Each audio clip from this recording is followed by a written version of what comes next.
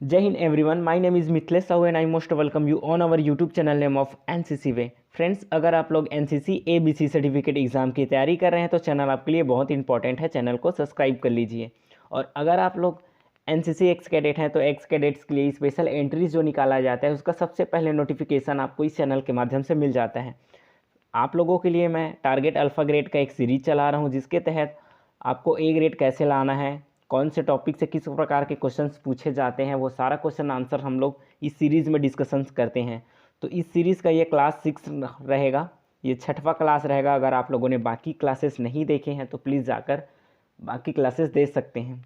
बाकी क्लासेस का लिंक आपको इस वीडियो के डिस्क्रिप्शन बॉक्स में देखने को मिल जाएगा। और आज के इस क्लास में हम लोग डिस्कशन करेंगे जिसका टॉपिक रहेगा फर्स्ट एड, जिसको हम लोग हिंदी में बोलते हैं प्राथमिक उपचार। तो जानेंगे कि प्राथमिक उपचार, जिसको इंग्लिश में फर्स्ट एड बोलते हैं, इस टॉपिक से किस प्रकार के क्वेश्चन आंसर आपके एनसीसी ए बी या सी सर्टिफिकेट के एग्ज़ाम में पूछे जाते हैं और कौन से ऐसे क्वेश्चंस हैं जिसको बार बार मतलब प्रत्येक वर्ष पूछे जाते हैं। मोस्ट टाइम रिपीटेड क्वेश्चन कौन कौन से हैं जिसको प्रत्येक वर्ष पूछे जाते हैं, वो सारा क्वेश्चन आंसर्स डिस्कशन करेंगे। तो चलिए आज का क्लास शुरू करते हैं। तो सबसे पहला प्रश्न बनता है आपका, फर्स्ट एड से आप क्या समझते हो। प्रश्न पूछा जाता है फर्स्ट एड से आप क्या समझते हो, तो आप लोगों को बताना होगा फर्स्ट एड से आप क्या समझते हो। तो किसी आकस्मिक घटना या रोग से पीड़ित होने वाले व्यक्ति की डॉक्टर के पहुंचने या अस्पताल ले जाने से पहले तक की दी गई चिकित्सा को प्राथमिक उपचार अर्थात फर्स्ट एड कहते हैं। ये आप लोगों को लिखना होता है। प्रश्न आपसे पूछा जाता है फर्स्ट एड से आप क्या समझते हो, या फिर आपसे पूछा जाएगा प्राथमिक उपचार से आप क्या समझते हो या प्राथमिक उपचार क्या है, लिखिए। इस प्रकार के से प्रश्न आपसे पूछे जाएंगे तो आप लोगों को बताना है किसी आकस्मिक घटना या रोग से पीड़ित होने वाले व्यक्ति की डॉक्टर के पहुंचने या अस्पताल ले जाने से पहले तक दी गई चिकित्सा को प्राथमिक उपचार अर्थात फर्स्ट एड कहते हैं। ठीक है, ये लिखना है आप लोगों को। क्या लिखना है? किसी आकस्मिक घटना या रोग से पीड़ित होने वाले व्यक्ति की डॉक्टर के पहुंचने या अस्पताल ले जाने से पहले तक की दी गई चिकित्सा को प्राथमिक उपचार अर्थात फर्स्ट एड कहते हैं, ये लिख देना है। तो यहाँ से हो जाता है आज का पहला प्रश्न कंप्लीट। फिर देखते हैं नेक्स्ट क्वेश्चन। तो नेक्स्ट क्वेश्चन है फर्स्ट एड का ध्येय क्या है। प्रश्न पूछा जाता है फर्स्ट एड का ध्येय क्या है, और इसी को सिर्फ ये पूछा जाता है फिल इन द ब्लैंक्स में भी कि फर्स्ट एड का ध्येय खाली स्थान है, या फिर इसी को पूछते हैं मोटो, इसी को बोलते हैं मोटो। फर्स्ट एड का मोटो क्या है, इस प्रकार से पूछा जाएगा।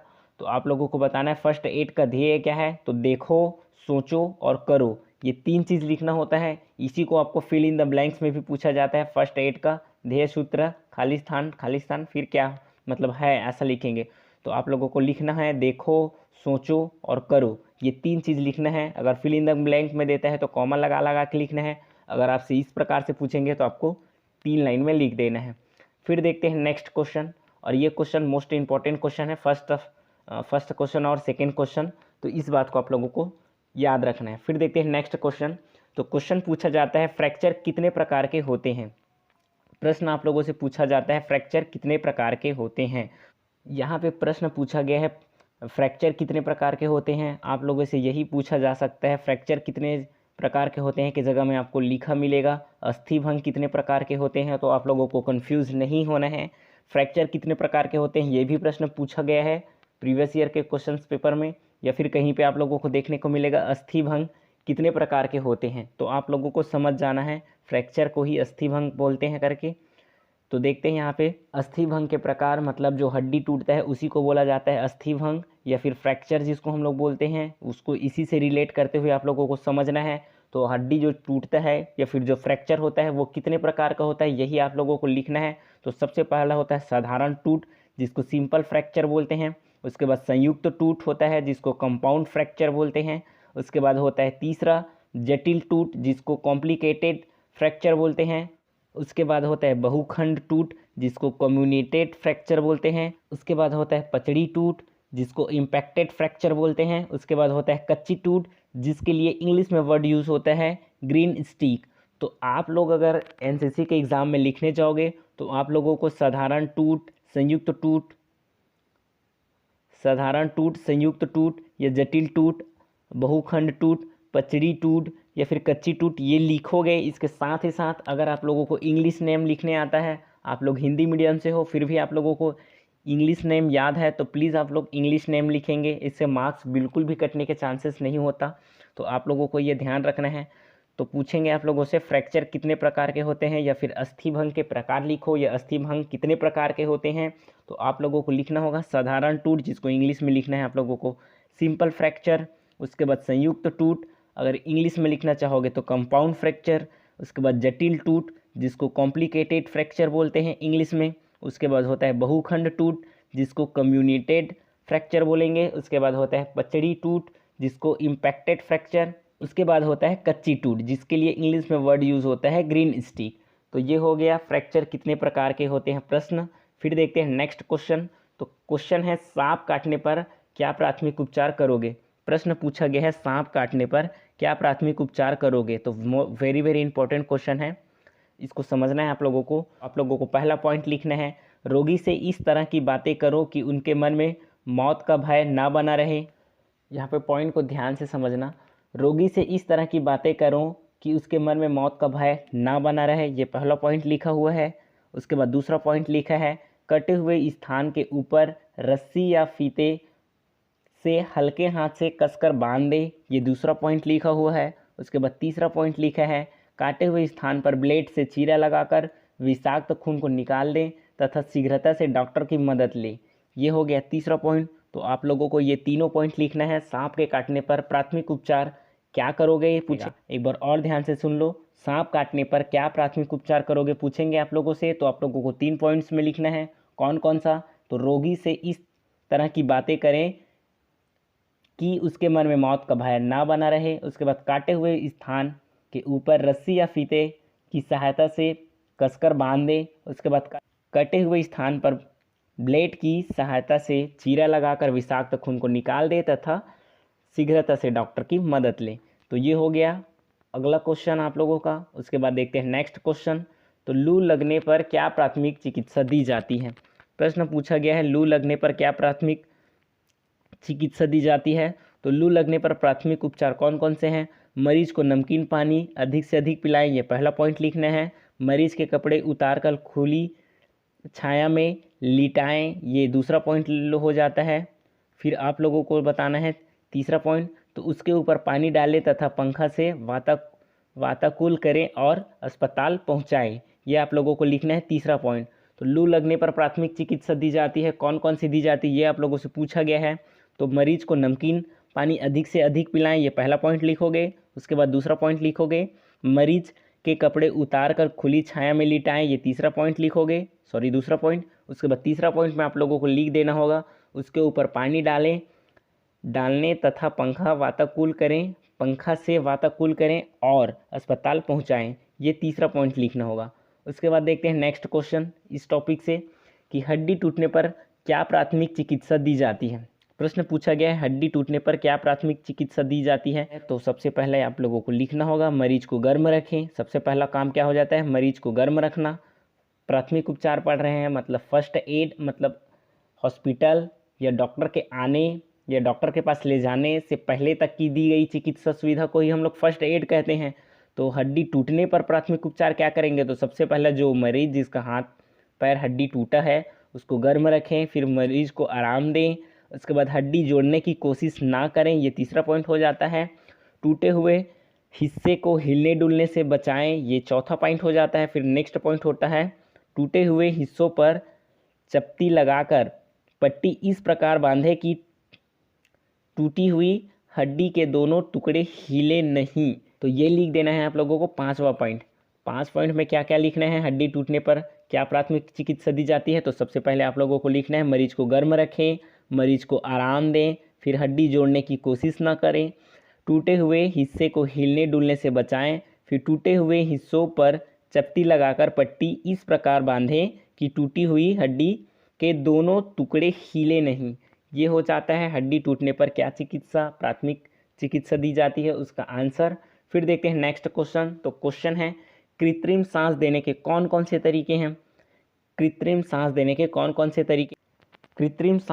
कौन कौन से तरीके हैं पूछेंगे तो आप लोगों को 4 पॉइंट यहाँ पे देखने को मिलेगा, लेकिन एक पॉइंट और लिखते हैं हम लोग। कौन सा पॉइंट लिखते हैं बताता हूँ। सबसे पहला पॉइंट क्या लिखोगे, मुंह से मुंह लगाकर, ये हो गया पहला पॉइंट। उसके बाद दूसरा लिखोगे सेल्विस्टर, उसके बाद होता है तीसरा सेफर, उसके बाद होता है लाबर्ड विधि, उसके बाद एक और विधि होता है जिसका नाम आप लोगों को मैं बता रहा हूँ, याद रखना है, हेल्गर ये बोलते हैं, होल्गर नेल्सन, इस प्रकार का लिखा जाता है। अगर आप लोग चाहो तो हिंदी में लिख सकते हो इस प्रकार का, होल्गर नेल्सन विधि।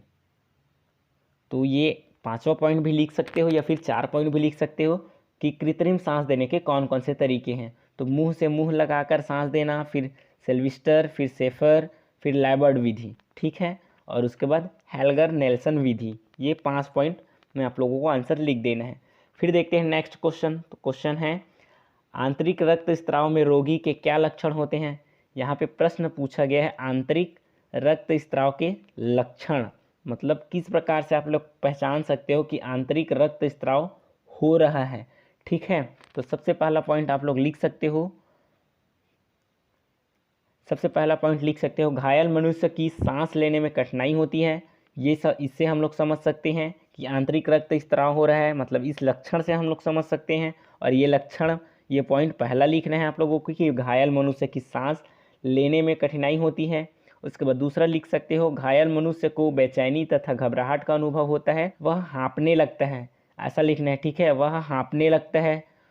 पहला पॉइंट क्या लिखोगे, घायल मनुष्य को सांस लेने में कठिनाई होती है। उसके बाद दूसरा पॉइंट लिखोगे, घायल मनुष्य को बेचैनी तथा घबराहट का अनुभव होता है और वह हाँफने लगता है, ये लिखोगे। फिर तीसरा पॉइंट लिखोगे, होंठ तथा मुंह का रंग पीला पड़ जाता है। उसके बाद नाड़ी की गति मंद पड़ जाती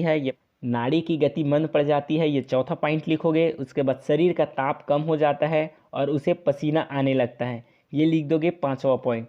तो आंतरिक रक्त स्त्राव में रोगी के क्या लक्षण होते हैं, तो सबसे कौन कौन सा लक्षण होता है, तो घायल मनुष्य की सांसें लेने में कठिनाई होती है। उसके बाद घायल मनुष्य को बेचैनी तथा घबराहट का अनुभव होता है और वह हाँफने लगता है। उसके बाद होंठ तथा मुंह का रंग पीला पड़ जाता है, ये नेक्स्ट पॉइंट लिख दोगे। उसके बाद नाड़ी की गति मंद पड़ जाती है, इससे भी हम लोग आंतरिक रक्त स्त्राव के लक्षण पहचान सकते हैं, ये चीज़ समझना होगा।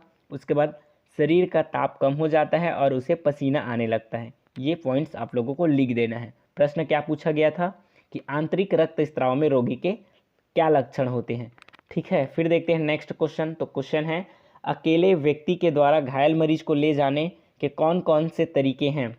अकेले व्यक्ति के द्वारा घायल मरीज को ले जाने के कौन कौन से तरीके हैं, तो सबसे पहला पालना विधि, ये याद रख सकते हो। फिर पीठ पर लादना, ये याद रख सकते हो। फायरमैन्स लिफ्ट एंड कैरी, ये होता है तीसरा।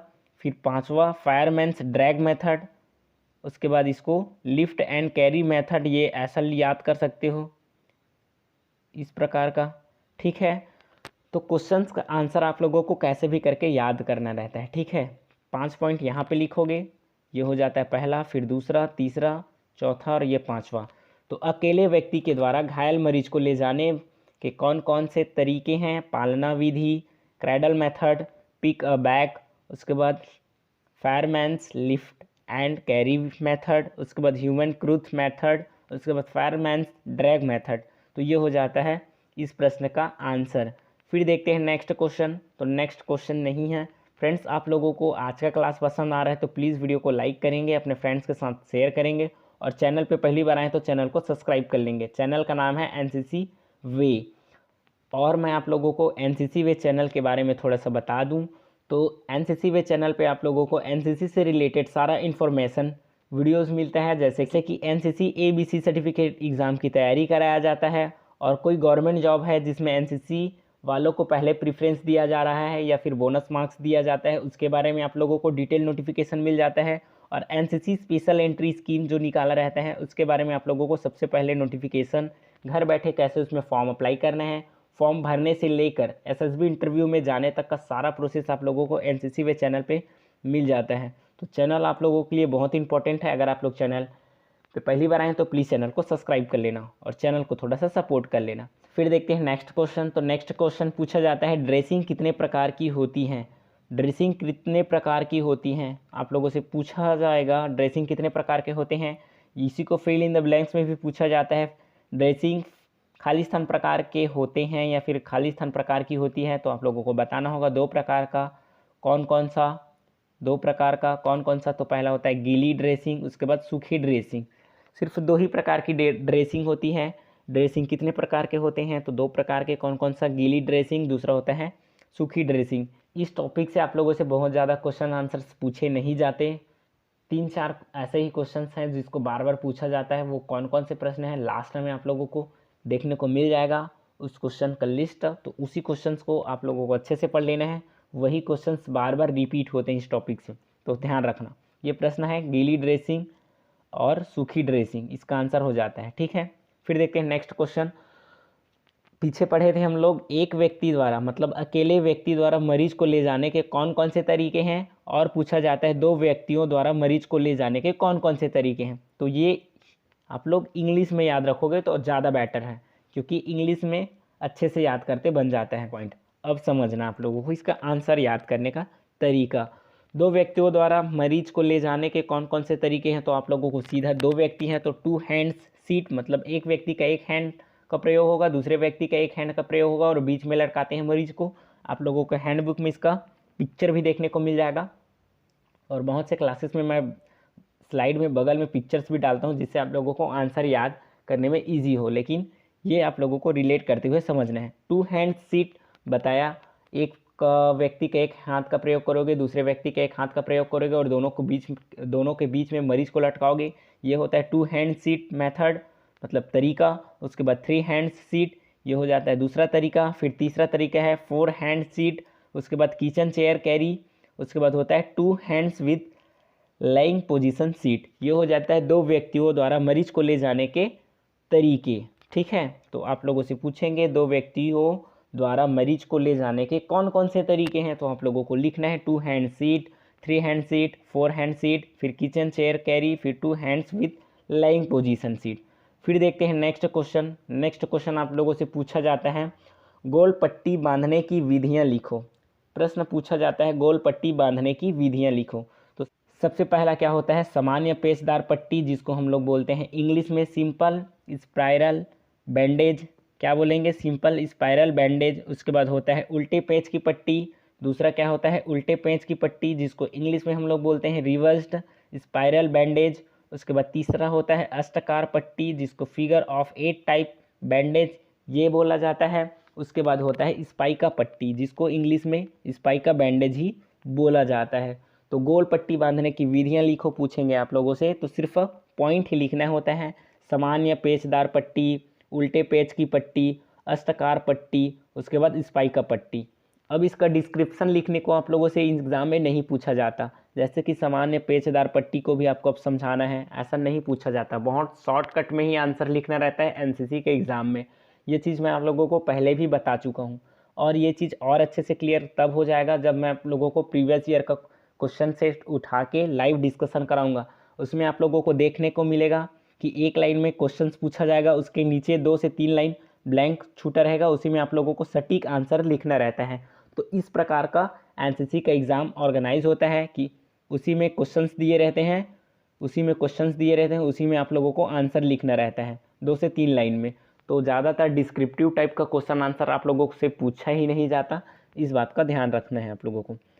तो गोल पट्टी बांधने की विधियाँ लिखो पूछेंगे, तो सिंपल स्पाइरल बैंडेज पहला होता है, फिर रिवर्स्ड स्पाइरल बैंडेज ये दूसरा हो जाता है, फिगर ऑफ 8 टाइप बैंडेज ये हो जाता है तीसरा पॉइंट, फिर हो जाता है स्पाइका बैंडेज ये हो जाता है चौथा पॉइंट।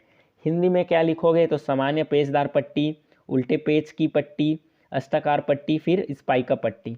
फिर देखते हैं नेक्स्ट क्वेश्चन। तो नेक्स्ट क्वेश्चन आप लोगों से पूछा जाता है कि प्राथमिक उपचार के लिए अनिवार्यताएं हैं। सबसे इम्पोर्टेंट प्रश्न बन जाता है इस टॉपिक से। दूसरा सबसे इम्पोर्टेंट प्रश्न, पहला प्रश्न ये पूछा जाता है कि फर्स्ट एड से क्या समझते हो। हर साल एनसीसी के ए सर्टिफिकेट में पूछा जाता है, या बी सर्टिफिकेट में, या सी सर्टिफिकेट में पूछा ही जाता है कि फर्स्ट एड से आप क्या समझते हो। ठीक है, फिर दूसरा पूछा जाता है बी और सी सर्टिफिकेट में कि प्राथमिक उपचार के लिए अनिवार्यताएं हैं। इतना बस पूछेंगे आप लोगों से कि प्राथमिक उपचार के लिए अनिवार्यताएं हैं, तो समझना आप लोगों को कि इसका आंसर क्या लिखना है। सर समझना, उसके बाद प्रश्न क्या पूछा गया है ये आप लोगों को समझ आ जाएगा।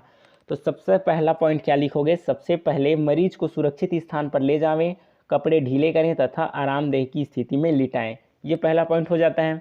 उसके बाद दूसरा पॉइंट आप लोग लिखोगे, उपचार के लिए नियमित तथा निर्धारित सामान का प्रयोग करें। ये दूसरा पॉइंट, उपचार के लिए नियमित तथा निर्धारित सामान का प्रयोग करें, ये दूसरा पॉइंट लिखोगे। उसके बाद तीसरा पॉइंट लिखोगे, उपचार करने वाले व्यक्ति में साहस, सूझबूझ तथा परिस्थिति को ध्यान में रखकर निर्णय लेने की क्षमता होनी चाहिए। तीसरा पॉइंट हो जाता है, उपचार करने वाले व्यक्ति में साहस, सूझबूझ तथा परिस्थिति को ध्यान में रखकर निर्णय लेने की क्षमता होनी चाहिए। तीसरा पॉइंट हो जाता है। उसके बाद चौथा पॉइंट आप लोगों को लिख देना है, जिंदगी के लिए खतरनाक चीज़ों पर काबू करें, जैसे सांस लेने में तकलीफ होने पर बनावटी सांस दें तथा तेजी से खून बहने पर खून बंद करने का उपाय करें। सबसे अच्छा पॉइंट लिखा है यहाँ पे, देखो, जिंदगी के लिए खतरनाक चीज़ों पर काबू करें, जैसे कि सांस लेने में अगर दिक्कत होता है तो उनको कृत्रिम सांस देना है, मतलब बनावटी सांस देना है। उसके बाद तेजी से खून बहने पर खून बंद करने का उपाय करें। तो प्राथमिक उपचार के लिए अनिवार्यताएं मतलब क्या क्या हम लोग कर सकते हैं, ये सारा चीज़ आप लोगों को इस आंसर में लिख देना है 3 से 4 पॉइंट में।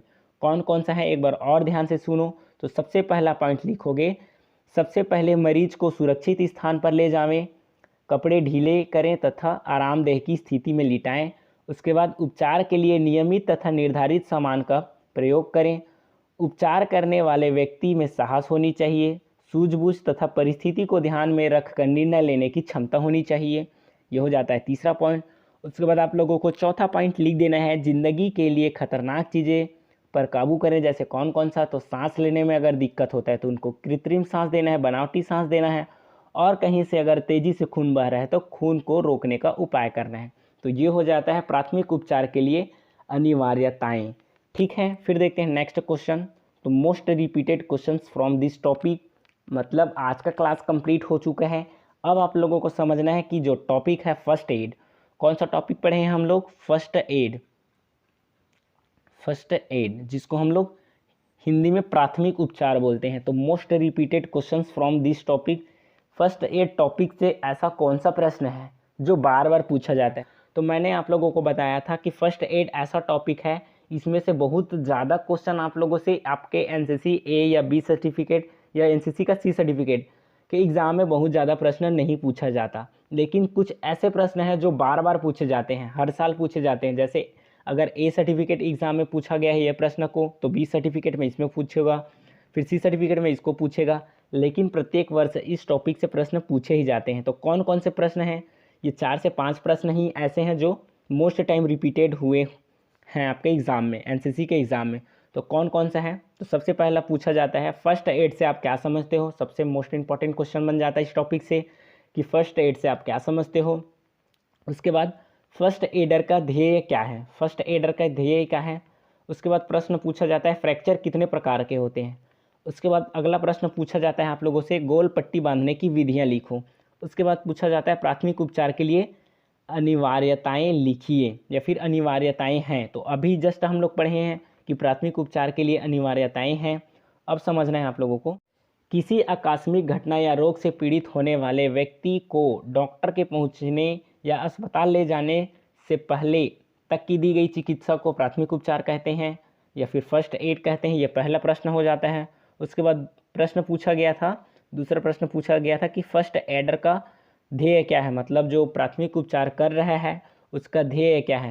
मतलब देखो, सोचो और करो, लाइन से लिखना ना, पहले देखोगे कि जिसको सहायता चाहिए उसका कंडीशन क्या है, फिर सोचना है, फिर उसके बाद डायरेक्ट एक्शन करना है। ठीक है, फर्स्ट एड का क्या है, मतलब मोटो क्या है या फिर ध्येय क्या है। तो देखो, सोचो और करो, ऐसा नहीं लिख सकते, सोचो फिर देखो फिर करो, ये सीक्वेंस गलत नहीं करना है। फर्स्ट एड का ध्येय है, सीक्वेंस वाइज ही लिखना है। पहले देखना है कि कंडीशन क्या है, उसके बाद सोचो, सोचना है बहुत जल्दी से, उसके बाद एक्शन करना है। ठीक है, फिर प्रश्न अगला पूछा जाता है आप लोगों से कि फ्रैक्चर कितने प्रकार के होते हैं। तो फ्रैक्चर का प्रकार आप लोगों से बताया था। फिर गोल पट्टी बांधने की विधियाँ लिखो, ये भी पढ़ाया था। एक बार और पढ़ना है तो क्लास को 2 बार देख सकते हो। उसके बाद पूछा गया है प्राथमिक उपचार के लिए अनिवार्यताएं हैं। तो यहाँ से हो जाता है आज का क्लास कंप्लीट। मिलते हैं बहुत जल्दी नेक्स्ट इन्फॉर्मेटिव क्लास के साथ। तब तक के लिए जय हिंद।